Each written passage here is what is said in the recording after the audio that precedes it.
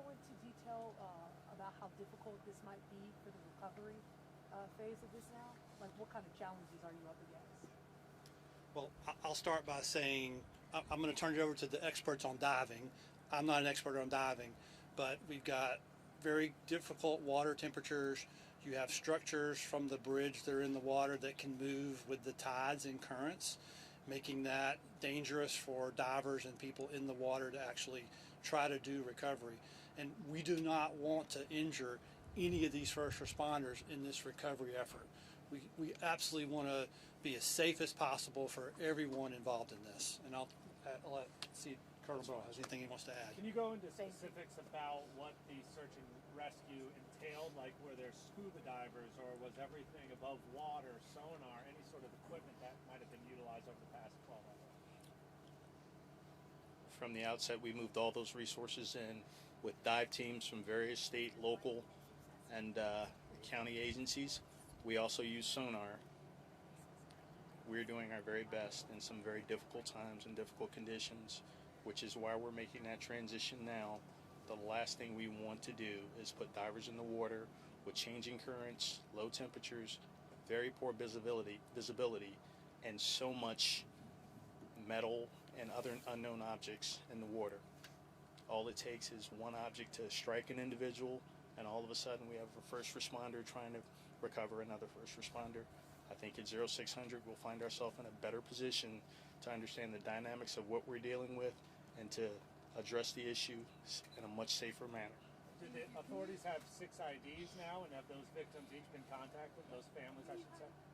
I can't speak on that. That's still in the investigative portion of this. Can you speak to some of the difficulties in actually retrieving the remains? Have any remains been retrieved so far? We've also had reports that there might be individuals trapped inside of vehicles, that there might be debris that has made it more challenging for FBI and other law enforcement to deploy. All of that is unknown at this point, and as I said, we have to cease operations. We can't start again until we can assure the safety of those divers and the rescue personnel that are going to participate in this. If we look at how challenging it is at a simple motor vehicle crash to extract an individual, I'm sure we can all imagine how much harder it is to do it in inclement weather, when it's cold, under the water, with very limited to no visibility.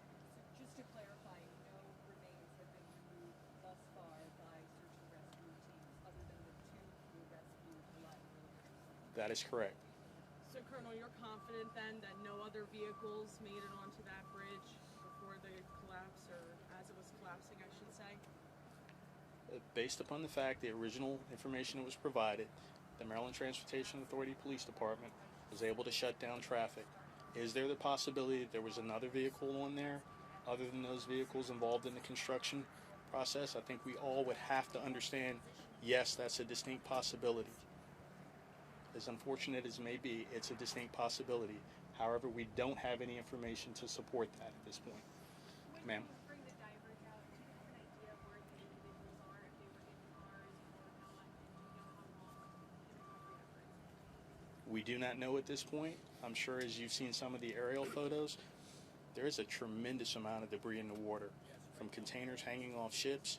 We have to make sure those are shored up. We're going to work with structural engineers to help them understand how to navigate and address the challenges of having bridge structure in the water that may be sharp, that could puncture a suit, that could puncture an airline. All of these are things that we must take our time with. How might it? This last question, by the way. I'm sorry?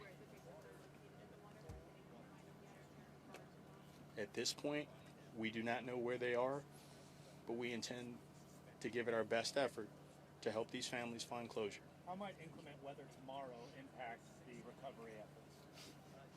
Very clearly it could, but we're going to do everything in our power to help these families find closure. Miss, how do we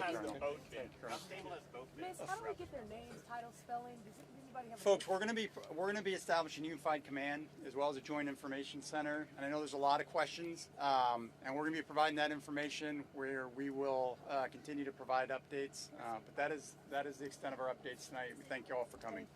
Thank you. Thank you.